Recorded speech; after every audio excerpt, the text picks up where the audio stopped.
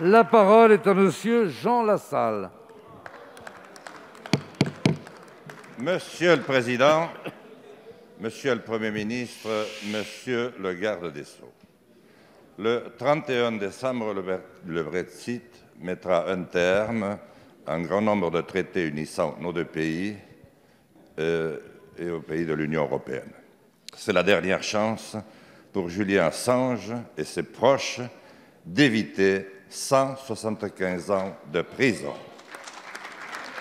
Accusé de viol et acquitté en Suède, Julian Assange est journaliste et fondateur en 2006 du site Wikileaks pour les lanceurs d'alerte. Il a dévoilé 750 000 documents confidentiels et, entre autres, une activité condamnable de crimes de guerre de l'armée américaine en Irak, notamment, ce qui par la suite nous a valu beaucoup de maux.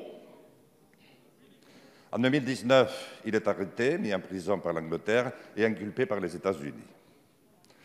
Monsieur le garde des Sceaux, vous avez été son défenseur passionné dans une vie antérieure. Ma question n'est pas de vous mettre dans l'embarras, loin de là. Aujourd'hui, le journal Le Monde, s'interroge sur fond de Covid, comment gérer le film Hold Up et l'extension du populisme.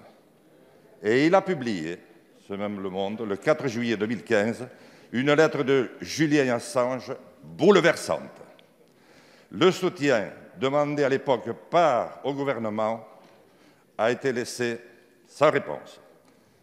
La question de tous aujourd'hui, exister ou pas? L'homme existe-t-il toujours? Est-ce que nous laisserons mourir Julian Assange, qui nous a rendu service à Guantanamo, ou est-ce que nous l'accueillerons en citoyen libre en France? Merci, chers collègues. La parole est à Monsieur Jean-Yves Le Drian, ministre de l'Europe et des Affaires étrangères. Monsieur le député Jean Lassalle, je voudrais vous apporter 3 éléments de réponse sur la situation juridique de M. Julian Assange, qui, comme vous le savez, est un ressortissant australien, qui fait l'objet en ce moment d'un procès encore en cours, en ce moment même, au Royaume-Uni. Le jugement doit intervenir au mois de janvier. D'abord, comme vous le savez, votre question n'est pas une question nouvelle. Les autorités françaises ont eu l'occasion de se prononcer sur ce sujet dans le passé, c'était en 2015.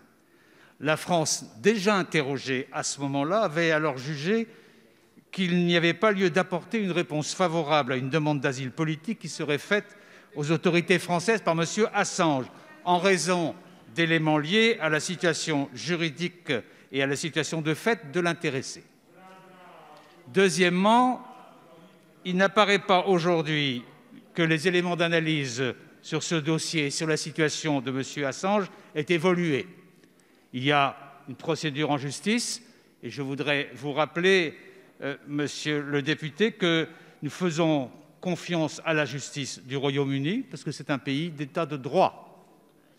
Et ce n'est pas le statut futur de la relation entre le Royaume-Uni et l'Union européenne qui changera cette donnée fondamentale et historique.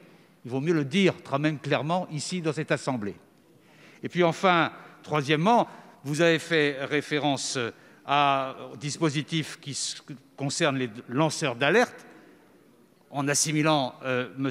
Assange à ce statut. C'est un dispositif qui est un dispositif français, qui est un dispositif très avancé au niveau mondial, puisqu'il permet à la fois la définition juridique du lanceur d'alerte et les procédures de signalement et les garanties qui peuvent leur être données. Mais cela n'est pas le cas là, précisément, parce qu'il s'agit d'un procès au Royaume-Uni, et je fais pour ma part confiance à la justice du Royaume-Uni à cet égard. Merci, monsieur.